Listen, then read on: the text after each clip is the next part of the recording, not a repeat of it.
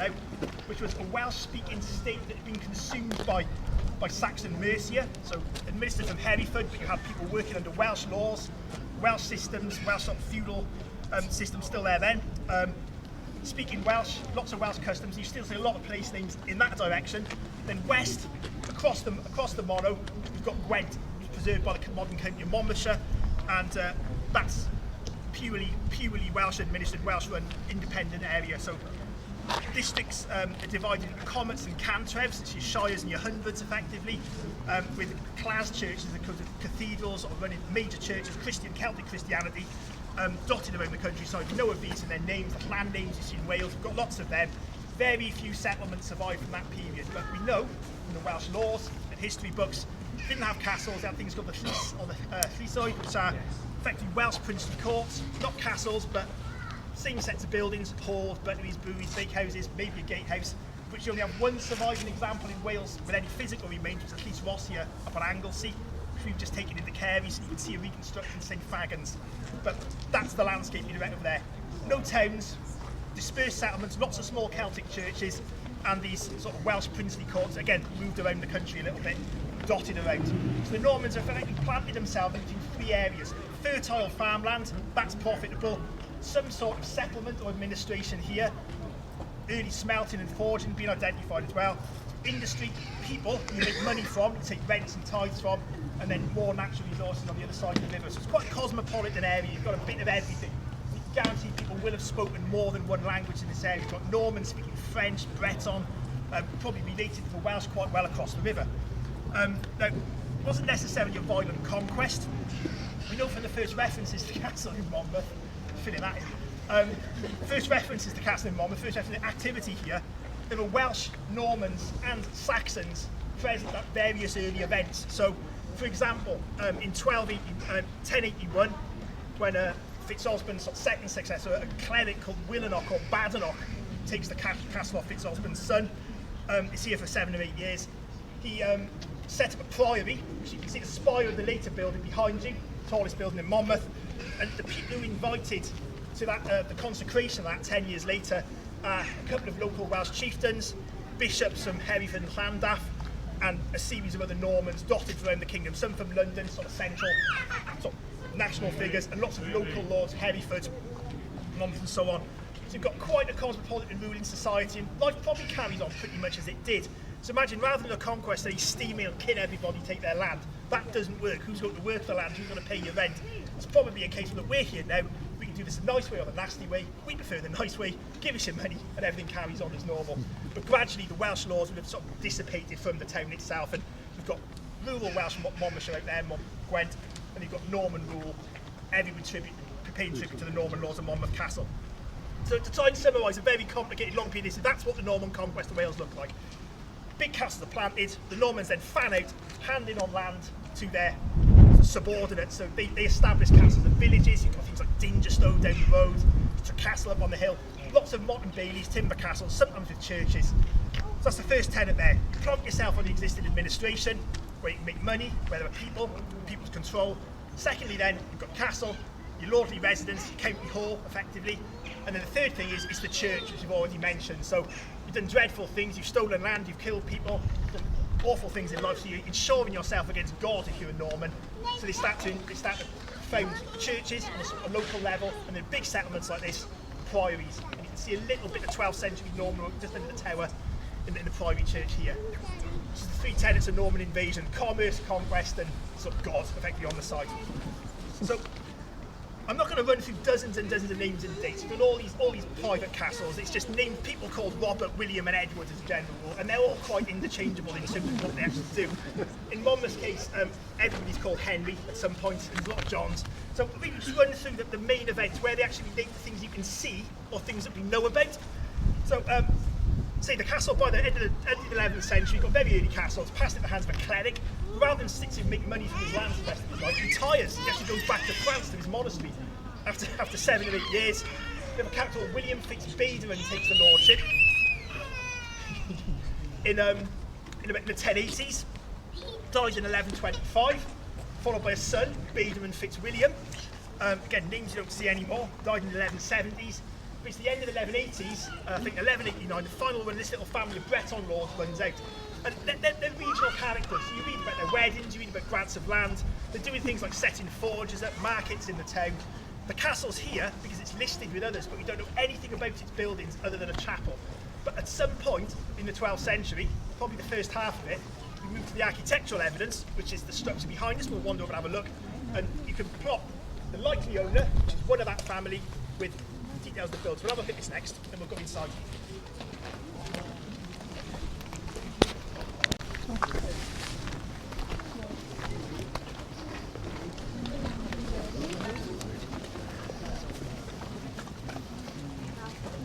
AC. A lot of it, by the way.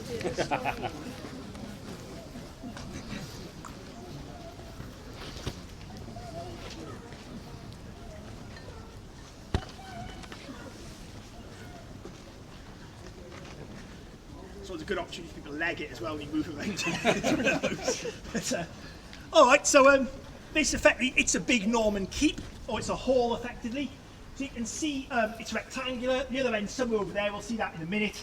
And the way we know that, not because it's documented, it's for an anorak like myself, it's the architectural details. So we've got a rectangle, the corners are clasped with these very shallow buttresses you can see here, they're called pilasters. There's another one, hang on, missing there, you can just about see the score on the wall, and another one about here. So again, intervals purely decorative, they've been cut off, top end of the building's been rebuilt, you can see this greenish stone, when it first like really crumbly, it's in a bit of a state. We've got this problem at Tynedal Abbey as well. Little round-headed window up there, and that buttress right up the top. That's the original Norman building, and extending that away to the other side of the little castle house. So we've got the buttresses, very distinctive. You don't see them after the end, sort of last couple of decades of the 12th century. And that's on analogy with the dozens and dozens of other castles with these features you see across, mainly across England. These buildings seem to be, they're a lot smaller and poorer in Wales. They haven't got such wealthy lords. These are your main giveaway, little Romanesque or Norman round-headed windows, a bit out of one piece. Arches and the sort of the jambs, these things, the way of dating almost anything. So, rule of thumb, if you don't already know, architectural development, 12th century, Romanesque Norman, round-headed, Romanesque like the Romans. Think big round-headed windows, these little plain ones. These have got like chamfers on them rather than squares. But straight away, if you're into this sort of thing, or you know anything about your architectural history, that is a Norman window in the 12th century. As are the buttresses. And at the bottom, we've got this big, battered or sloping plinth, which is probably got another 3 or 4 metres this below our feet. The ground has changed massively inside this building. You're talking the car park or the parade grounds on 3 or 4 metres of medieval archaeology. So straight away, that's what you see. And with all these buildings, the problem is they always get modified over the centuries. So, you know, you put a new kitchen in every 10, 15 years, maybe in your house. You put an entire new set of windows, doors and fireplaces in. And that's what we see here. So all the stuff above it, that's from a 14th century refit. So they're your Norman bits. I'm absolutely certain from the details they belong to a mid-12th century castle. So if you go in, you're not normally allowed. If you just fire, I'll go in first actually. Show behind the keyhole. I do.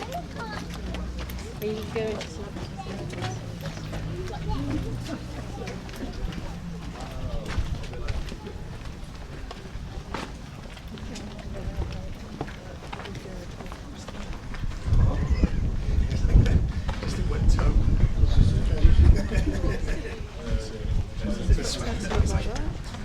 Don't let you control your judge turn up and talk on the daylight isn't it what's going on in here. It's not loading it away. You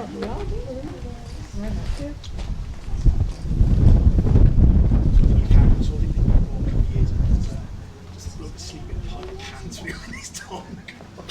He was fine, yeah.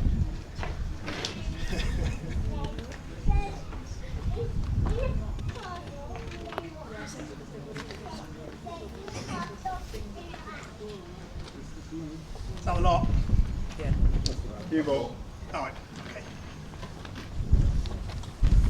Okay, so we're in the Great Tower. It's a keep, another word to call it. But effectively what it is, it's a hall. One big room, first floor hall, back end behind you over there. Very big structure, with one massive room on the top deck. Again, we can see bits of 12th century masonry, which again, you put your house on these being of that period. The round-headed Romanesque arches, these are the back of the windows outside. You imagine a whole series of these, lighting up basement. There's another window there on the first floor. sort of plunging loop. So you can imagine it's quite a lot of floor below us that was just been built up. Garages aren't original. And the doorway was probably always on the first floor level, but that's been replaced in the 15th century, I think, anyway, in that area. And it remains on a stair in one corner. So the closest building to this in Wales in form is Chepstow Castle, which is probably the earliest stone structure at any castle in Wales with the borders by a couple of decades. It's a smaller version of that, but it's slightly more elaborate. So as Chepstow is effectively just a gigantic rectangular box with a massive hall above it, this seems to be a bit more sophisticated. It's got more windows for starters. Chepstow's got virtually none. You've got things like integrated staircases. No sign of anything like that in the first Chepstow other than straight wall stairs. It's like a little bit more sophisticated. So it'll be probably Bader and Fitzwilliam sometime after 1125, but I'd say probably before 1150. It's an early tower. In its current reduced state, I mean, it's still probably after Chepstow the best example of what it is in the whole of Wales and the borders. You've got other Norman towers, things like big towers at Ludlow that started as a gatehouse. Whole range of small Norman keeps about a fifth of the size of this in Glamorgan, bits of them in Monmouthshire. But this is the biggest. It's one of the few that's of the quality of the things you see in East Anglia or sort of central England. You know, major people are building these things. So in terms of its function, one big downstairs room. There must have been some sort of propping for the floor above. It's almost impossibly wide, the span between the two long walls. Chepstow, again, this is the problem we haven't got the grips with. You know, we spent ages looking, where on earth was the socket for the beam in the middle? You can see that the corbels that held the floor up, these might have been inserted later on. You effectively got a basement, accessed by, I'm assuming, I think the stair might be original too. You can see, cut away the buttress there, got a stair between the two. But always enter from the first floor level. That's a security thing by there. Fashion also, because if you're the Earl of Hereford and you come to visit Monmouth Castle, you don't want to walk through a wine cellar, you know, where the servants are hanging around. Just straight in the bit of ceremony up there. The top deck's been completely refitted, so you can see a series of these grand 14th century windows. One there, new doorway, a little door up there as well. So the Norman layout is effectively the shell of the building and what's left of this bottom floor. In terms of its function, basement, again, is it a combination of storage? You could add wooden partitions down here. Potentially, you've got a secondary hall. The servants actually knock around downstairs. It's such a big building and investment, you may use it more than just to store things in. And then on top, as far as we know, there's very few of these big hall-like buildings surviving. Probably one massive open room, high end of the hall over there, the dais end, the sort of the wedding, the sort of the bride and groom end of the party sitting at that end of the building. A fireplace missing in one of the long walls, or maybe centrally, no sign of that anymore. And then the rest of your sort of retinue, your followers sitting, whether they're in feast, sort of ranging down the room in tables. So basically one room above the other. It's quite basic stuff. You don't have private accommodation yet in it, but it's still, after maybe the Priory Church, whatever stood at Hereford Castle, which would have been the one to copy in this area, Chepstow, this would have been the biggest building in the region by an absolute royal mile when it was first built. Absolutely gigantic. We're probably missing another 3 or 4 metres from the top sort of parapet. You'll have a look at a stab at an interpretation drawing of this on one of the panels outside. I'm not entirely happy with them. We spent a long time arguing about the things, but the general height and bulk of it's quite clear. And there it is. So it's presumed for a time this is the first building to be replaced in stone at the castle. There's a good chance there was a gatehouse by that time as well. So again, simple rectangle with a hole in the middle, in the same position as the current one. But this was the hub of the castle. This is the high status building. You're talking hundreds of thousands of pounds worth of investment, sort of in sort of real terms, when it was actually built. And that's that. So we look at the rest of this when we come outside. You've got lots of other later alterations. We found some 13th century work on the far end, looking beyond some ivy of the year. But in general, you've got the bulk of a very, very unusual, very rare early Norman structure with this sort of grand refit up above. So we're going to head out now, look at the next 50 years with aid of some drawings, and then into the structures.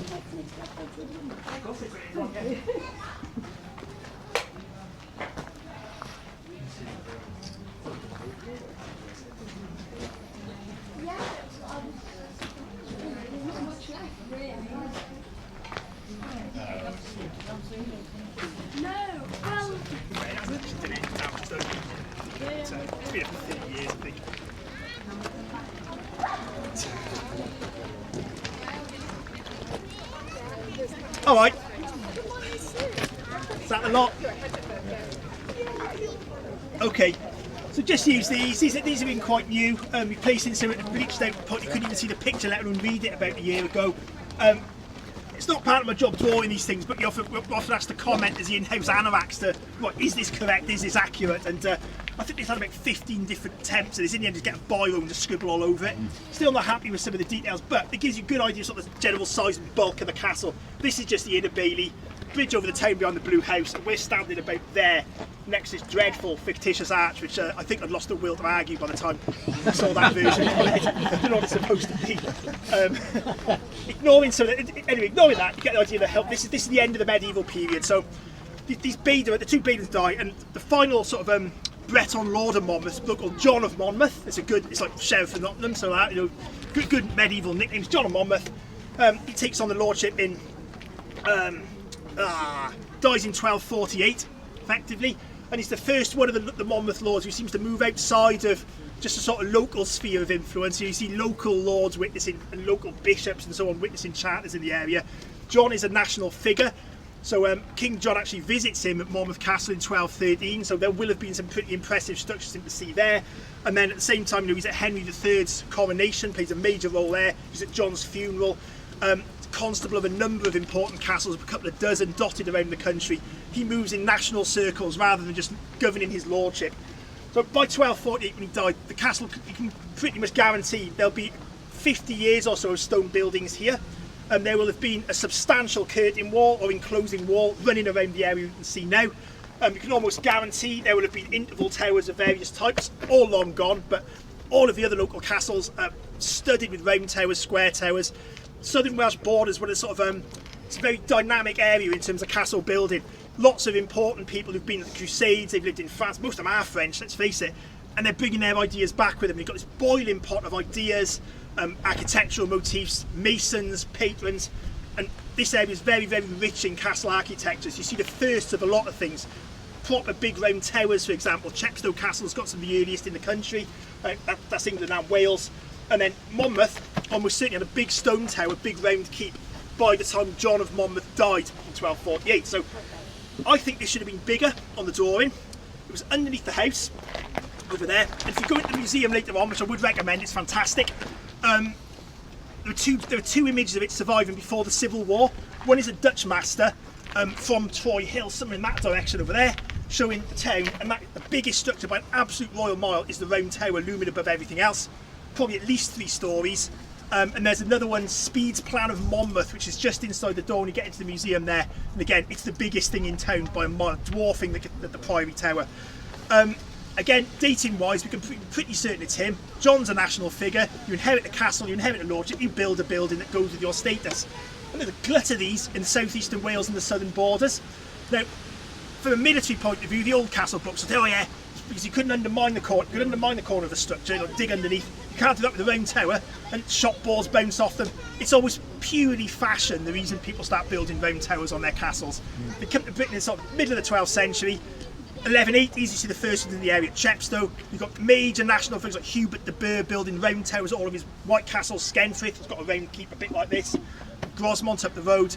All the marcher lords copy each other, and you see things that don't really exist much outside those areas. You get these funny triangular buttresses at some of the castles in this area. Not here, but again, 50 in Europe, 45 of them in Monmouthshire and Glamorgan. They're seeing each other's castles, they're born each other's tradesmen, they're architects, they're designers, and they're all into marrying, they go hunting, crusading together, they copy stuff.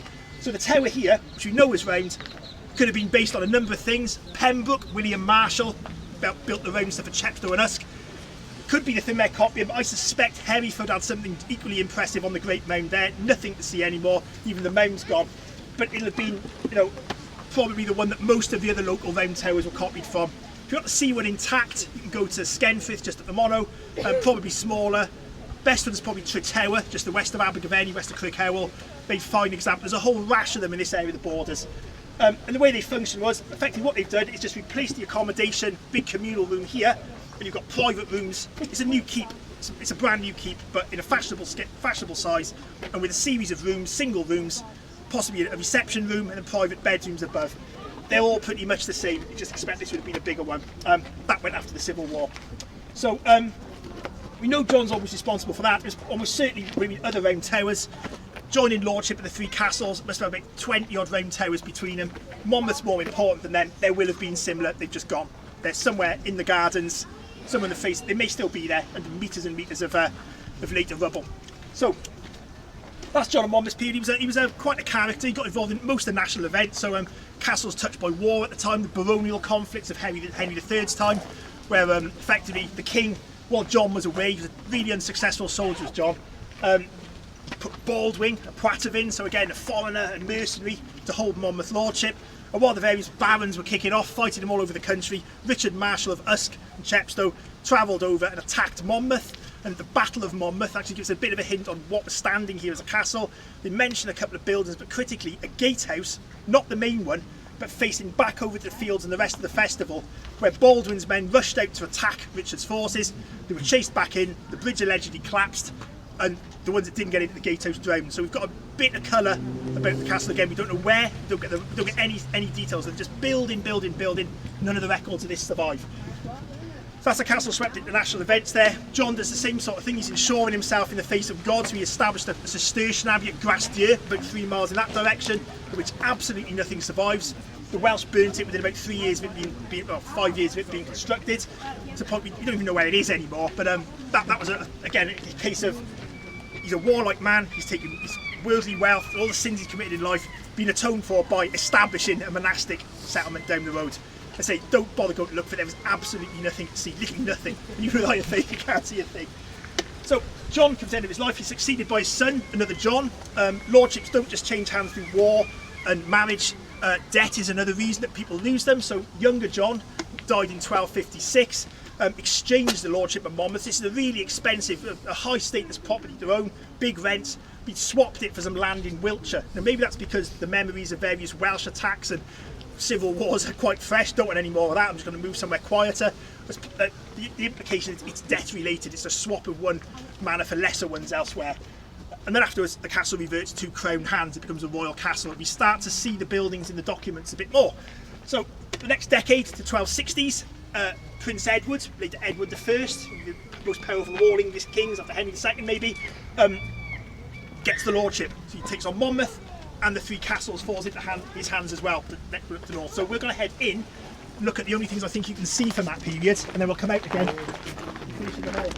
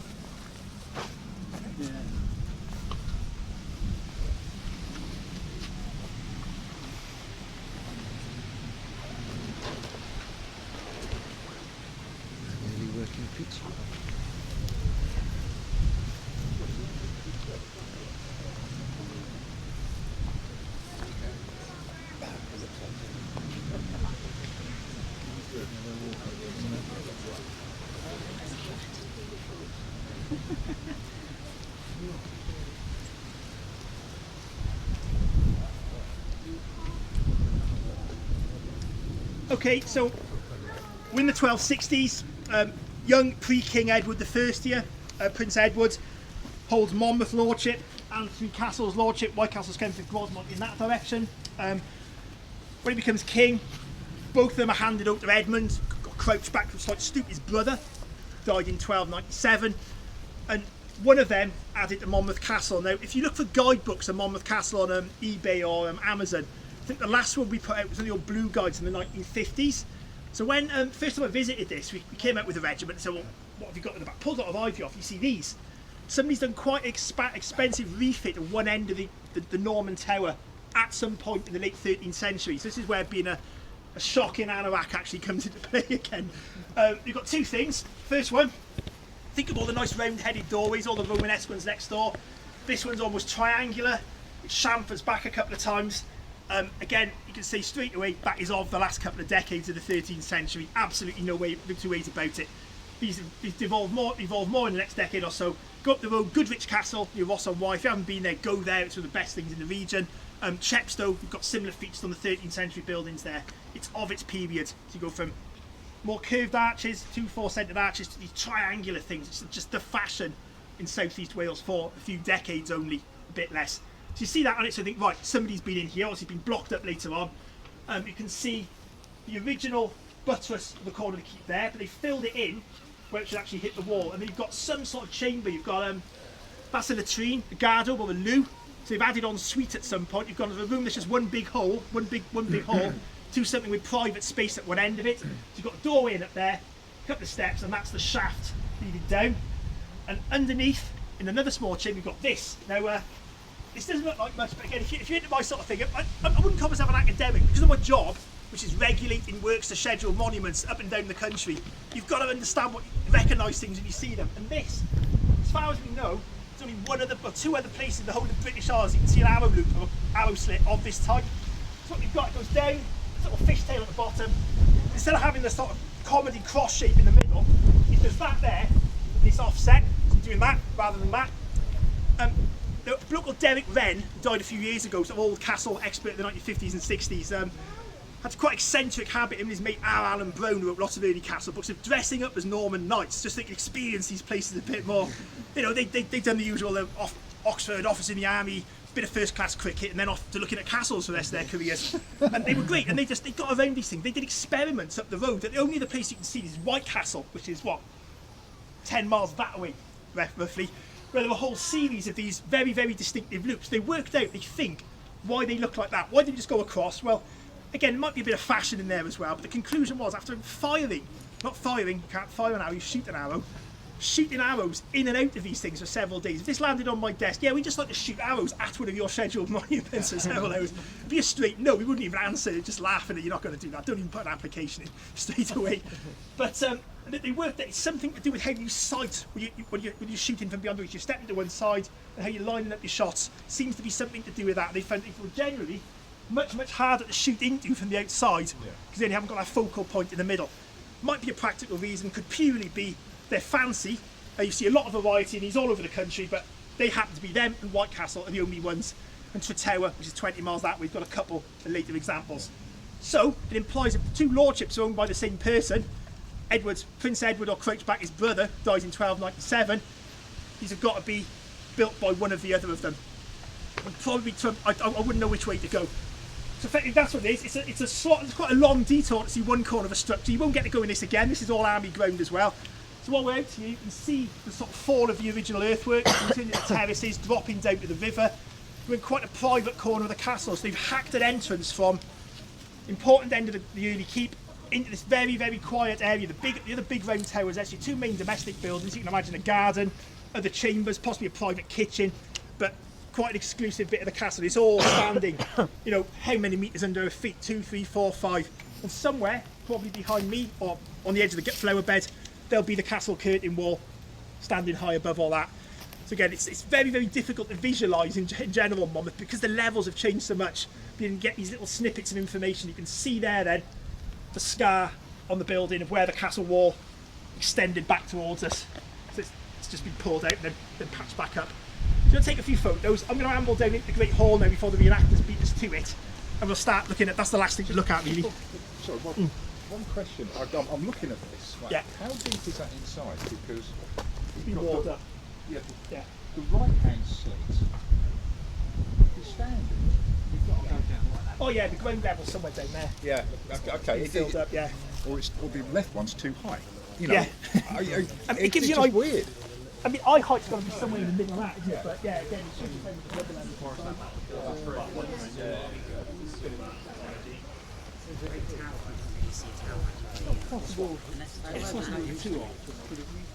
It's been suggested as well, just one standing back there. A left and a righty maybe? But not even ever used that way. They were meant to then constantly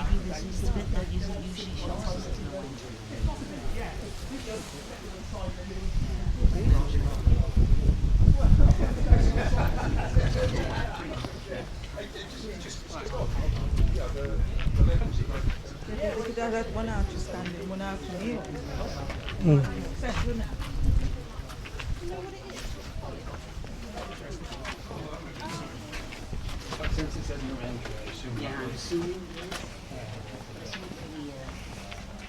No.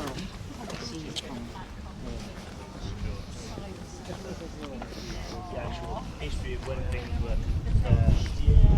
I wanted to be covered and then realising that's just made of water.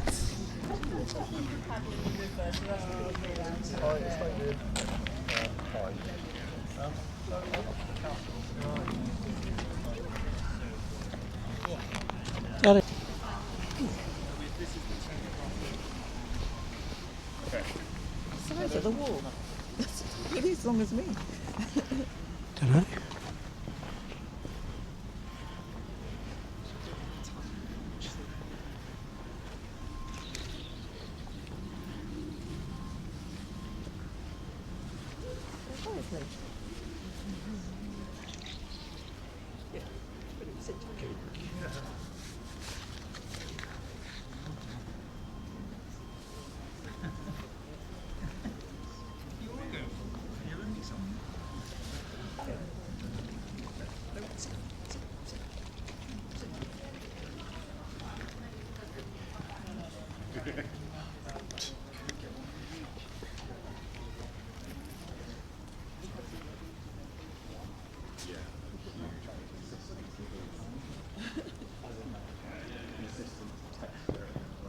Spread out a bit in here. All right.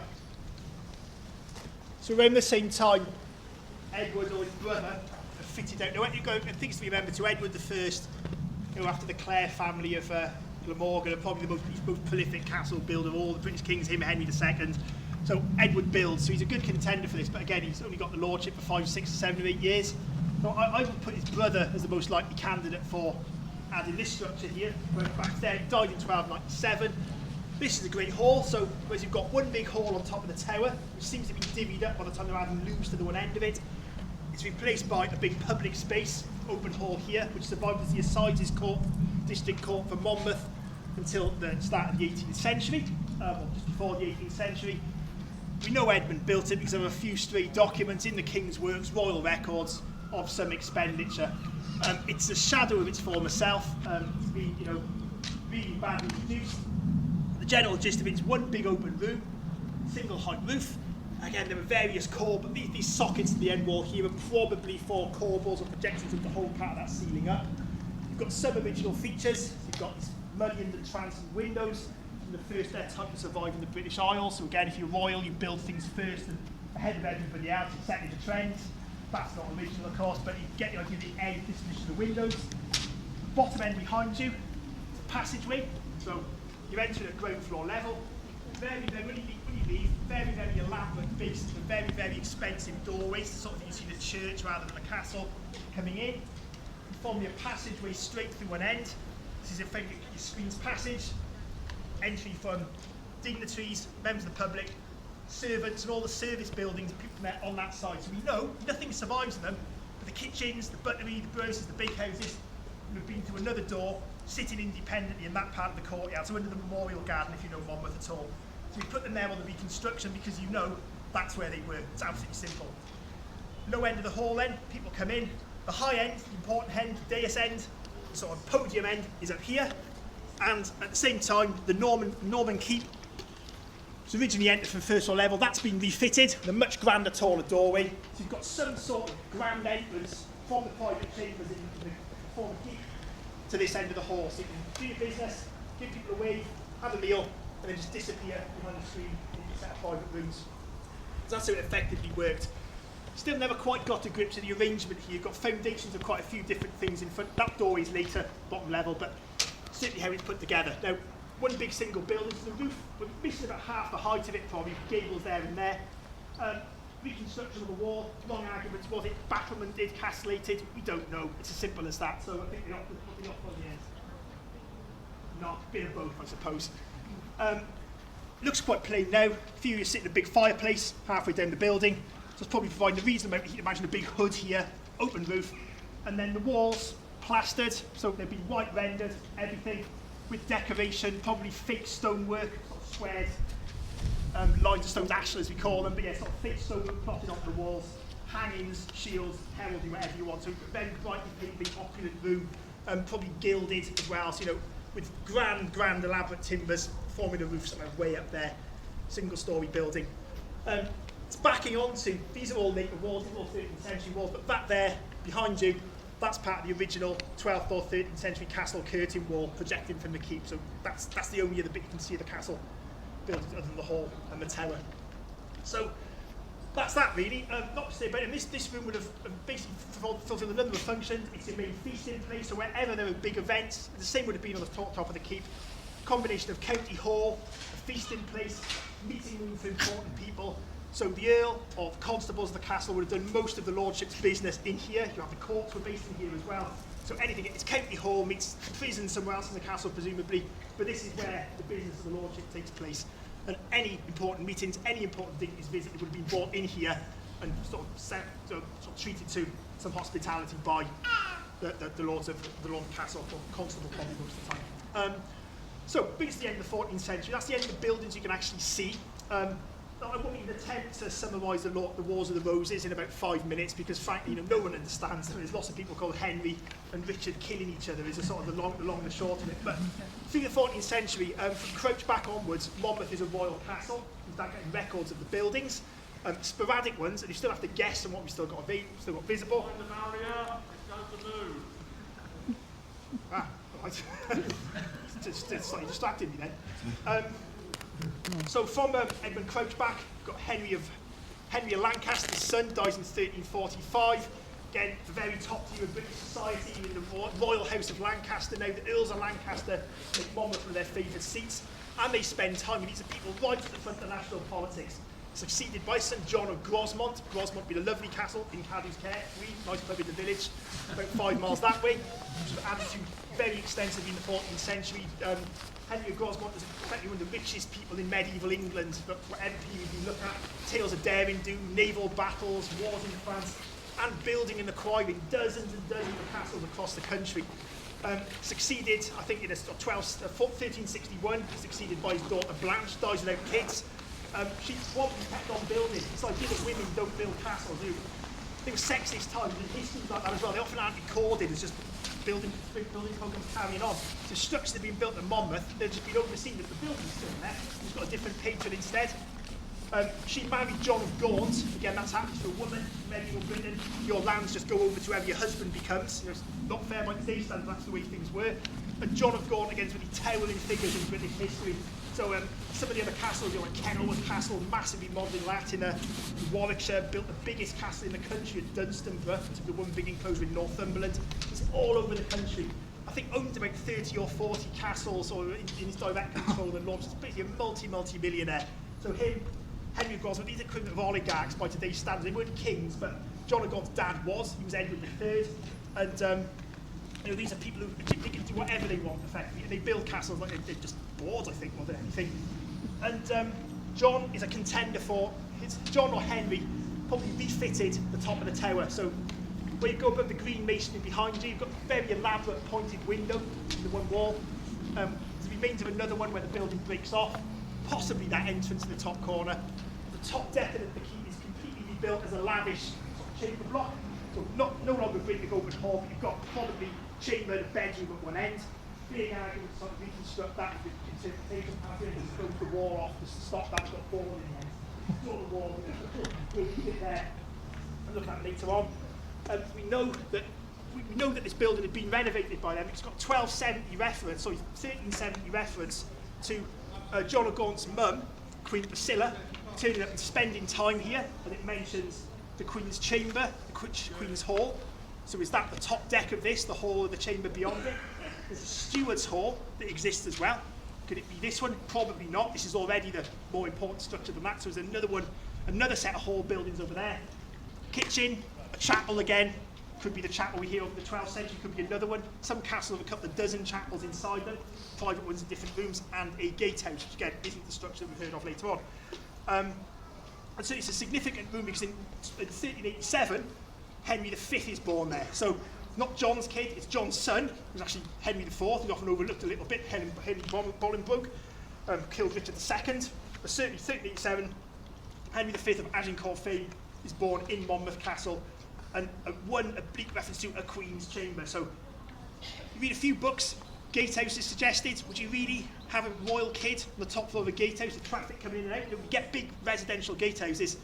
That room's been fitted out a few years beforehand, so almost certainly you can say, no, that's where a king of the realm has been born, in that building. Henry doesn't take up his position as king until I think it's 1413, I think, in the end. But during which time Monmouth sees some action. 1404, the Glyndŵr Rebellion, again an area of history of the Wars of the Roses. I will not attempt to summarise what happened. Disaffected northern martial lord of Welsh ancestry, kicking off against his neighbour Reginald de Grey. What starts as a local fight becomes a national one. This is any civil war. Grievances being played out between disaffected Welsh landlords and so on. And Monmouth's just swept quite badly by it. Usk is completely destroyed. Newport very badly damaged. And Monmouth is no exception. It's a big battle on Gwydir Dorf, to the sort of southwest of the town, which the rebels chase the garrison of Monmouth Castle through the town, which is wasted. It's got town walls by then as well. Probably Edward and Crouch back again, the gate you see on the mono, and stop at the gates of the castle, which holds out. But the consequences for Monmouth were the town is put back into the Dark Ages in terms of its economy. So surrounding agricultural land is ravaged. People aren't paying rent because the buildings of the town have been damaged. You lose all that income from the lordship. So it's pretty much dead. Usk is put on its knees. It didn't really recover. It sort of stayed in its current areas. Lots of it's just been abandoned. Newport was the same. These places just they're all the lordship's income's gone. You don't see that investment. So we've got one big event there where bits of the castle are mentioned again. It's got a gatehouse strong enough to stop an invading force. By the time Henry is crowned king, 1413, is where everybody else does. When you get a new castle, you show off by adding another great big building to it. So you put £100 aside for a gatehouse. This could be because of Glyndŵr war damage, who knows, or just updated, like you update the kitchen, you update your washing machine, and it isn't built. Certainly by 1450, it's Henry VI's son, adds the gatehouse there. We've got a description of that in King's Records, 2 D-shaped towers, big ashlars, or square-cut stones to face it off with, but seemingly unfinished because 100 years later, in the 1550s, we've got a royal survey saying, yeah, you need to finish the gatehouse off at some point. It isn't done, needs a back end, things like that, roof's broken already. And the survey of that period, the 1550s survey, it's classic of a castle of its time, in that from the minute they're built, these things start decaying. If you think you own houses, you don't look after the roof, your house falls apart quite quickly if you don't do any maintenance, doesn't it? The castles are absolutely the same. So you go anywhere, it's like Caerphilly, and we've got great records of Carnarvon, Conwy, Harlech, the most famous and expensive castles in the realm. They're falling down within a generation of being built. The roofs go, you have a constable nicking the lead and selling it in town, for his own profit. The timber start decaying, and Monmouth was absolutely no exception. So by the middle of the 16th century, it's in a bit of a state. This is mentioned as being in good condition because, again, it's the county court. It's something you need to maintain. And there's a chamber, a tower mentioned, which, again, it's either that or it might be the Roundwood. We simply don't know. But it's a castle, a picture of castles across the British Isles. They were a huge investment to build, and they just didn't work. They didn't work as sort of long-term sustainable residences. Really, you wouldn't do it today, would you, at the end of the day? So we know from that period that there's a gatehouse needing repair, even though it's only a few years old, and you've got one good functioning building. And you see this everywhere. So I was in New Radnor, the Central Borders, the other day. Nothing left above ground. The last building standing was the gatehouse at the eve of the Civil War because it was the local prison. So it's got a function. Denby Castle in North Wales, the Exchequer Tower, the money, what lordship records are kept. That tower survives out of 10 or 15 towers there. Gatehouse was too dangerous to even use. So you had one occupied building, the place they dealt with the lordship money, in a prison in another tower, and that was it. So come the eve of the Civil War, most of these buildings, they're not there as, unlike a Raglan, sort of relatively recent palace castle, the greatest building in Europe of its type, which is still lived in. Most of these big early castles tend to be semi-ruinous, they've been turned over to other uses, and they're certainly not sort of functioning fortresses by the time it all starts in the middle of the 17th century. So Monmouth was refortified, war came in, it's a deeply royalist area, everyone's for the crown in this neck of the woods, but with some sort of quite strong outposts of sort of parliamentarian sympathy. It's taken by the parliamentarians early on as a castle. Again, records of skirmishes. You can guarantee the semi-ruined buildings will have been brought back into some state to take a garrison. And you're not really defending the castle because it's almost worthless by that time. What you're defending is just a point of principle, a town, a population, an important place. So you can imagine There's examples of Llangibby, the other end of the county, where they were probably pulling the buildings down around them to form defences. Sandal Castle near Wakefield was just demolished. There's like a World War I battle, just fighting in the ruins. There's nothing worth having afterwards. So Parliament take it, it's taken again. Charles Somerset of Raglan takes it back to the king. 1646, finally decisively taken by his neighbours, the Williamses of Llangibby and some of the Morgans, Pencoed. So it's again local gentry scrapping it out. And it seems to be quite civilised. Most of the sieges around here don't end in lots of executions and deaths. They seem to march out with their colours held high. Because again, it's the local gentry all intermarried, they're all friendly with each other. They set aside their differences once they've won, you know, it's as simple as that. So Monmouth fell, and in 1647 we have a record of, an order to disgarrison and dismantle. So basically get the garrison out of it and start to pull the buildings down. Or slighting, as it's known, as a demolition term. So this wasn't necessarily a case of knock everything over, it was basically make it unusable as a defensive strong point or a habitable place. So it often meant just taking one or two walls down. So you can imagine bits of the surrounding curtain walls knocked out so you couldn't defend it. Maybe the centre of the Great Tower behind us. There's a record of the Great Tower being picked away at some point in 1647. And then on, I think it's the 22nd of December 1647, the Great Round Tower crashed down in one go, probably been undermined or blown up, something like that. So then you've got a ruin on your hands, and that's the end of it as a sort of functioning residence and fortress. The one surviving building being this, which continued to be the assizes court for the area right the way through. So business resumes, falls into the hands of the neighbours. It's Somerset of Raglan took on Monmouth Castle, and if there was anything left of the Round Tower, it wasn't afterwards. They used the bits to rebuild, and, put Great Castle House. It's incredible. Jacobean edifice behind you, one of the sort of premier buildings of its type in the country. The regiment sometimes have the odd open days, really worth going to have a look. They've looked after it beautifully internally. It's incredible sets of elaborate plaster ceilings and so on. So you've got the castle ruins there, whatever's left of it becoming like the garden of a grand house sitting on that side of the site. So you can imagine the buildings gradually, rapidly disappearing. You can see the stone around the side of the building there. Probably reuse them somewhere else. There's these big flat ashlars or blocks on the face of it, almost certainly from the gatehouse or the other important buildings or the Great Round Tower. So that's up. I think that's 1673 that was built. In 20, 30 years, that actually gets converted into the new Assizes Court. So this has become too dilapidated to use. You can get some ideas why. If you look at the lean of the walls in different directions, you can imagine shifting roofs, leaky roofs, damp, decaying, bit drafty. And the whole of the top floor of the building is knocked into one grand chamber. So if you ever get a chance to go up there, you can see the plaster ceilings of the individual rooms. But there's no walls, there's just one big open court space. And that in turn, started the 18th century, was replaced by Shire Hall down in the square, which is still in the area of the former castle. So there we have it, classic sort of gradual piecemeal decay. Antiquarians don't help us much in knowing anything else about the building. Apart from the two prints of the tower still standing, we've got nothing showing anything other than what you can see today. And the next key date, it became a school after that. So again, you can imagine a country house, big shed maybe, by that time, by the 18th century.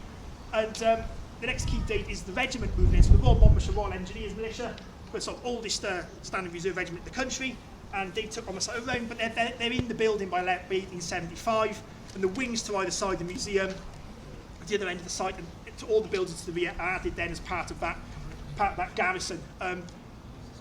Won't stray into that territory because it's another talk all entirely. They're more capable of doing this than I am from the museum. But go and have a look at it if you haven't been in there. It's brilliant. I'm not a museum person. It's stuffed full of things, tiny little labels. They've got stuff in all sorts of different backgrounds. There's the castle, there's the regiment, various campaigns abroad, a lot on Monmouth. Really, really nice. You don't see them like that anymore. They're open now. They'd be glad to see you anyway. So finally, it brings us to today, and what we're seeing, which is the consolidated ruin fragment. Ruins were passed on by the regiment in 1910 to the state. So this is the same time Tintern Abbey, which is probably the thing I work on most at the moment, came into our care.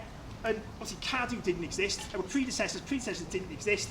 So it got handed over to the Office of Woods and Forests, so basically the Forestry Commission. Go on, you have it. do something with this. So at the same time, this and Tintern, which was a huge conservation challenge, were basically given to these poor state officers.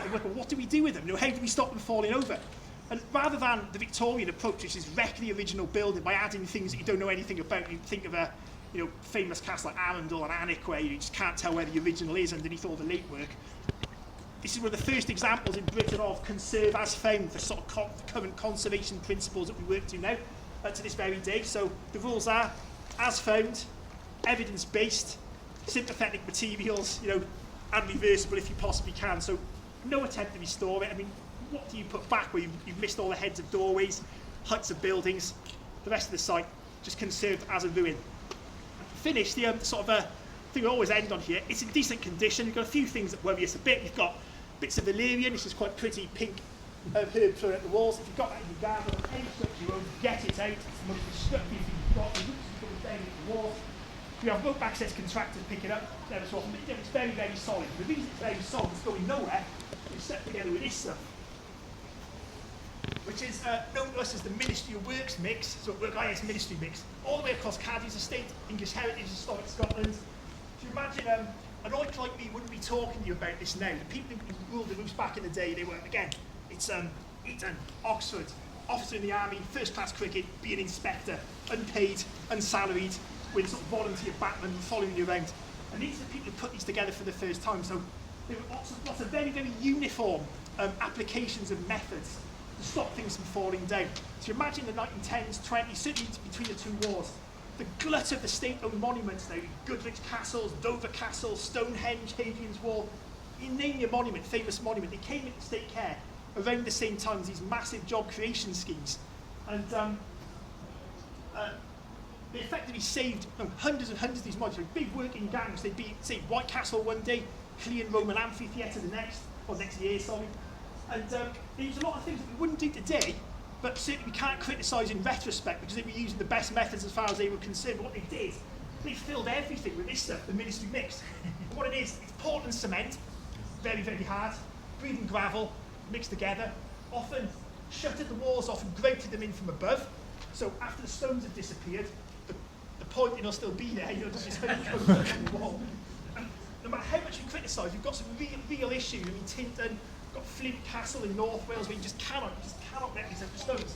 And the problem is, it's not so much the fact that it's hard, it's harder than the stone around it. So if you look anywhere around, if you go and look at the side that keeps a bit more extreme, when water gets into the wall, which it will do, even if it's not, you've got a tight wall head, it will soak in, you have to expand, contrast, you have freeze thaw, but you can't escape from the joints. This is supposed to be sacrificial, and it's not blocking the water in there. It just bursts out the face of the stone instead. So you've got a dilemma coming up to us over the next few years. What do we do with it? Do you end up completely replacing it? The new work looks terrible, no matter how well it's done, or do you just gradually let it go, or somebody maybe invents a spray on sandstone or something, we don't know. Other than that, it's in decent condition. I say the whole background of these talks now are to offer a little bit more than 2 lines on our website, which is pathetic. So in talks with the regiment, we're producing a joint guidebook. I'll pick up half it, they'll pick up the rest.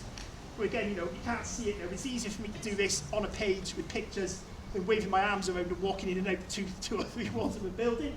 There'll be more interpretation coming. Radar surveys are about to be commissioned of the lot, the parade ground, inside the regimental buildings where they've got some quiz, what's in that hole, that sort of thing. So hopefully add a bit to it. So even though you'll never have the visitor centre gift shop here, sort of partner up a bit more with the museum, and then somebody will take a day off work and again come and talk to you, keep it open, and at least offer a bit more than a couple of lines on the website. So that's a potted, rambling history of stuff you can and can't see, and thank you all for coming. Thank you.